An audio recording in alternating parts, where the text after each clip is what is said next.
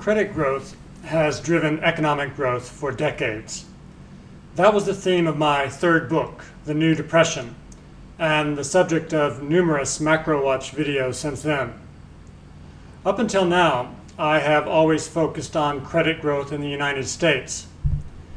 In this video, we're going to broaden the analysis by incorporating credit data for China, the Euro area, Japan, and the UK. This expanded coverage will not only allow us to analyze credit trends in these parts of the world, but also to estimate the level of debt for the entire world. What we will find is that total world debt is approaching 300 trillion US dollars.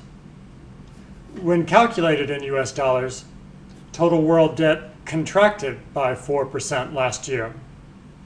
That contraction explains why global economic growth is so weak. Credit growth is weak in most parts of the world because the level of private sector debt is too high relative to income to allow more borrowing, even with ultra-low interest rates. Total debt is equal to total credit. In other words, if someone borrowed the money, someone else had to lend it. More data is available for debt than for credit. So for that reason, most of the data series I use in this presentation are based on debt. Some, however, are data series for credit. When discussing the total amount of debt or credit outstanding for an individual country or for the world as a whole, I use the terms debt, credit, and debt credit interchangeably to mean the same thing. Ideally, we would like to have data on total debt for all countries going back to at least 1950. But to my knowledge, at least, such data only exists for the United States. In the first part of this presentation, we're going to look back as far as possible at the data that is available for each area. In most cases, the data is incomplete. It doesn't include all the debt, only part of it. Also, the type of debt being measured differs from country to country, and so is not directly comparable. Nevertheless, this will give us a good idea of how rapidly debt has been expanding over the longer term. Later, we'll look at data series that are both more comprehensive and more compatible, but that cover fewer years, only from 2002. Okay, so to start with, we're going to look at three measures of debt. Total debt, the annual percent change in total debt adjusted for inflation, and the ratio of debt to GDP for 5 parts of the world: the US, China, the Euro area, Japan, and the UK. Together, they make up 65% of world GDP.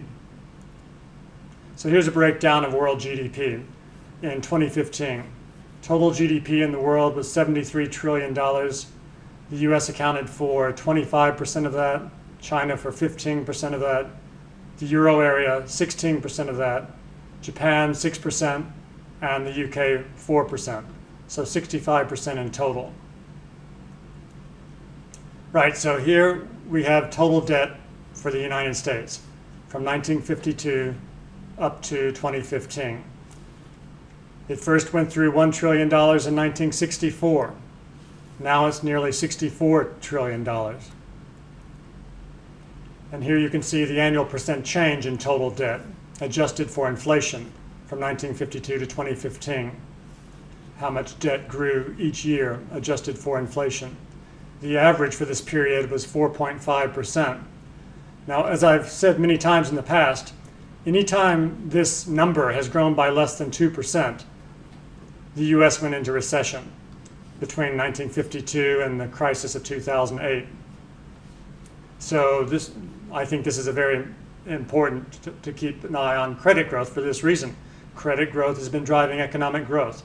And when there's not credit growth, there's not economic growth. Okay, so here we see the ratio of total debt to GDP. It went from around 150% of US GDP in 1980 up to 370%. And this expansion of US debt produced an economic boom that transformed the world. It's now contracted a bit down to 350% of GDP. Next, China. China's total debt is now 133 trillion RMB, up from basically zero in 1977.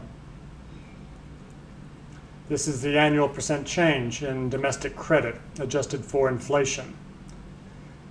Between 1985 and 2015, the average growth rate was 14.7% a year.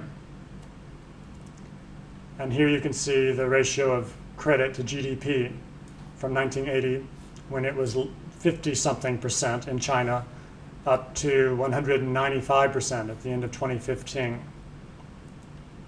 Now the euro area.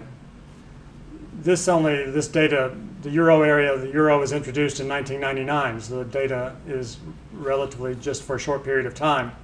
But you can see, since 1999, total debt in the euro area has more than doubled. This is measured in euros. Okay, and these are the countries that make up the euro area, 19 countries. You can come back and take a closer look at this later. Here's the annual percent change in total debt adjusted for inflation for the euro area between 2000 and 2015. It averaged 3% a year. And the ratio of credit to GDP in the euro area increased from 30-something% in 1960 up to 159% now. Japan. Japan now has 1,306 trillion yen worth of domestic credit. This is a chart from 1960 to 2014. You can see this explosion of debt in the 70s and 80s. That created Japan's great economic bubble. And the lack of credit growth since then explains Japan's lost decades. Here you can see the annual percent change in domestic credit adjusted for inflation from 1961 to 2014. It averaged 6.9% a year, but most of the growth was in the 60s and 70s and 80s. There's been very little growth since then. And the ratio of credit to GDP increased from 50-something% in 1960 up to 374% as of 2014. Now the UK, domestic credit. It is now £3 trillion, up from a very low level in 1970. And notice in the UK, the total amount of credit has begun to contract. So the annual percent change in domestic credit adjusted for inflation, 1980 to 2015 in the UK, it averaged 7.9% a year, but for several years now, it's actually been contracting.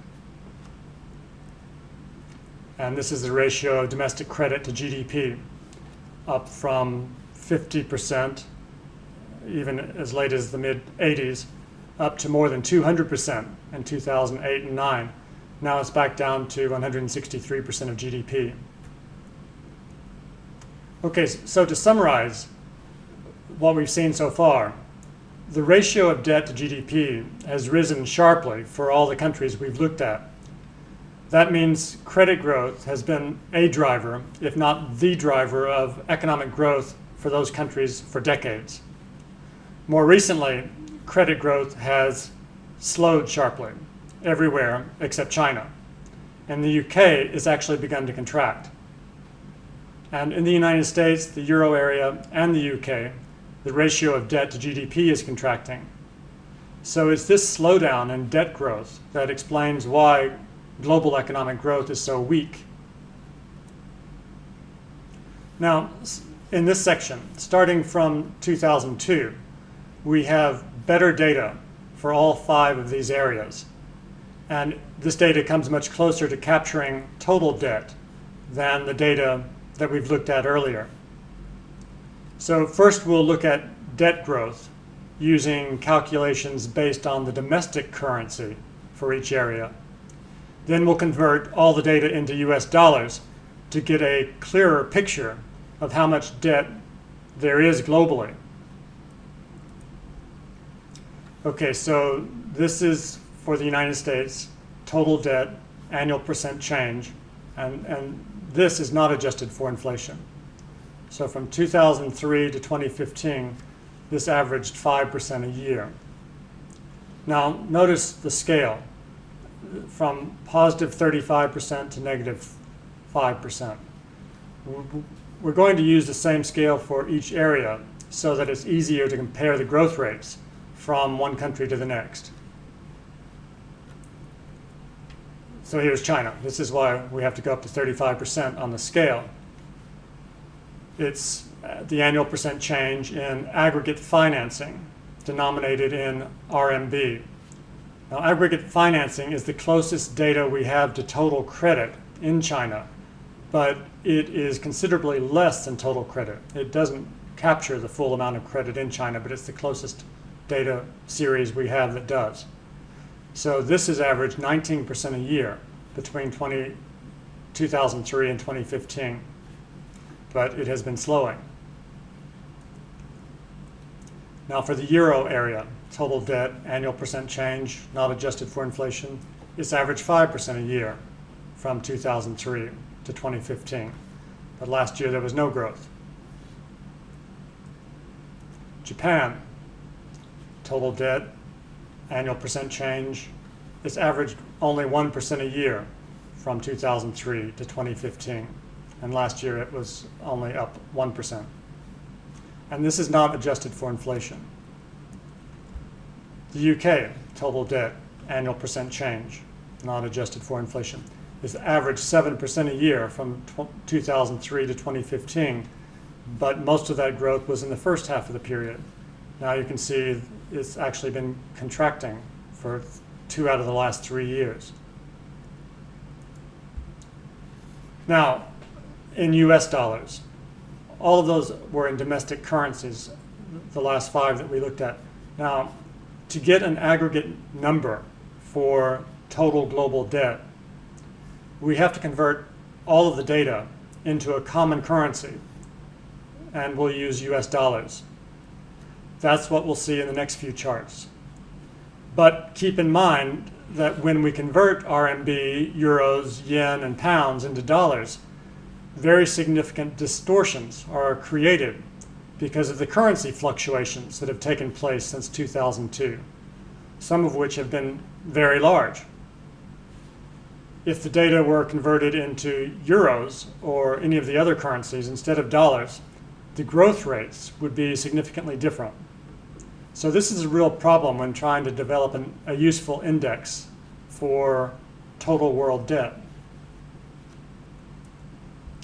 All right, so this is what we have. Total debt by country or region denominated in US dollars. So the US, as of 2015, total debt was $63 trillion. This was more or less double from 2002. The euro area, 45 trillion, also double from 2002. Japan, 23 trillion, more or less flat over this period. China, $22 trillion worth of debt. This is up 10 times from 2002. And the UK, $12 trillion of debt, more or less double from 2002. And here's the percent share of these 5 areas. The US, 38% of the total debt. The euro area, 27% of the total debt. Japan, 14%. China, 13%. And the UK, 8%.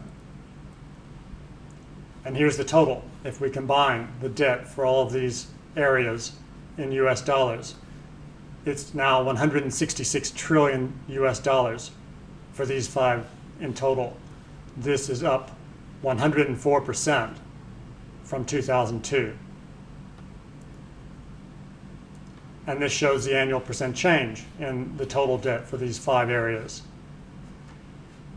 The average from 2003 has been 6% a year. But notice that the debt growth has been slowing.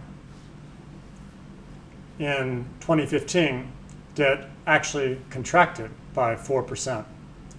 But in part, this was due to the fact that the US dollar was so strong. So the total for these 5 areas, which represent 65% of global GDP, was 166 trillion US dollars at the end of 2015. If we assume that they also make up 65% of global debt, then that figure for global debt would amount to 255 trillion US dollars. But I believe that figure, that understates the true figure for total global debt. Because first, the aggregate financing data for China doesn't capture all the debt in China.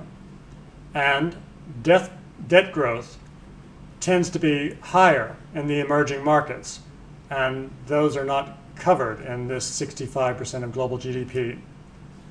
And finally, the debt has also continued to grow during the first half of this year. So my estimate is that total global debt is quickly approaching 300 trillion US dollars. Now, in this chart, we have the total debt for those 5 countries combined and total global GDP. So global GDP and the total debt for these 5 areas has grown in tandem since 2002. They've both more or less moved together. And last year, both contracted. So the global economy is like a ship floating on an ocean of debt. When the ocean rises, it lifts the ship. And when the level of the ocean falls, the ship moves down too. Now here's a summary table for the debt. Here's the level of debt in US dollars for each of these countries and the percent of the debt. The US has 38% of all this debt. Now, this column shows the change in debt, percent change in 2015, measured in the domestic currency. So US debt grew by 3% in dollars, Chinese debt grew by 13% in RMB, Euro area debt was flat, Japan's debt increased by 1% in yen, and the UK's debt contracted by 3% in pounds. Now the next column shows the change in debt, all measured in US dollars for 2015. It's the same for the US, still 3%. China's debt grew by 10% when measured in dollars. But the euro area debt actually contracted by 16% when measured in dollars because the euro was so weak relative to the dollar. And Japan's debt contracted by 9% in dollars, and the UK's debt contracted by 7%. The difference between these and these is due to the strong US dollar. Now, the final column shows the change in debt measured in billions of US dollars in 2015. So US debt increased by $1.9 trillion, Chinese debt increased by $2.1 trillion, Euro area debt contracted by nearly $9 trillion, Japanese debt contracted by $2.1 trillion, and the UK debt contracted by roughly $900 billion. So notice that debt in China grew more than any other country, even though China's economy is considerably smaller than the US. It grew by 2.1 trillion, so by 13% or 10% when measured in dollars. So debt growth is still booming in China, but that's unlikely to continue, as I've been discussing in the previous 5 videos on China's hard landing. Now this chart shows interest rates, government bond yields for the US, the UK, the Euro area, and Japan from 1980. They've all come down very sharply, and this is only up to 2014. If it were up to the present, some of these would actually be negative. So the expansion of debt that has taken place since 1980 couldn't have occurred had interest rates not fallen so sharply. And current debt levels won't be possible to sustain if interest rates now begin to increase. So in this video, I've expanded my analysis of credit beyond the United States by incorporating data for areas of the world that account for an additional 40% of global GDP. Combined, the total debt for the US, China, the Euro area, Japan, and the UK reached $166 trillion at the end of 2015. It's more than doubled since 2002. Total world debt appears to be quickly approaching $300 trillion. Debt growth has driven economic growth for decades, but debt could not have expanded so sharply had interest rates not plunged after 1980.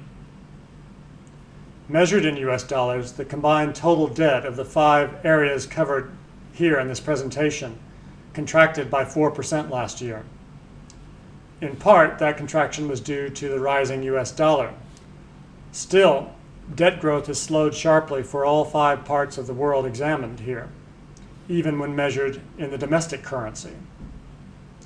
This weak debt growth explains the very weak global economic growth.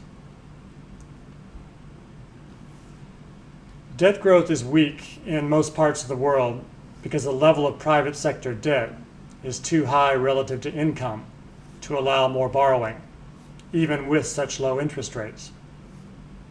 If interest rates begin to increase now, the cost of servicing so much debt will become unbearable. Debt will contract, and the global recession will worsen. I coined the term creditism to describe an economic system driven by credit creation and consumption, in contrast to capitalism, which was driven by investment and savings. Creditism replaced capitalism when money ceased to be backed by gold. And creditism requires credit growth to survive. The evidence presented in this video suggests that creditism is in crisis, not just in the United States, but globally. Because credit is no longer increasing fast enough to drive global growth, even with record low interest rates.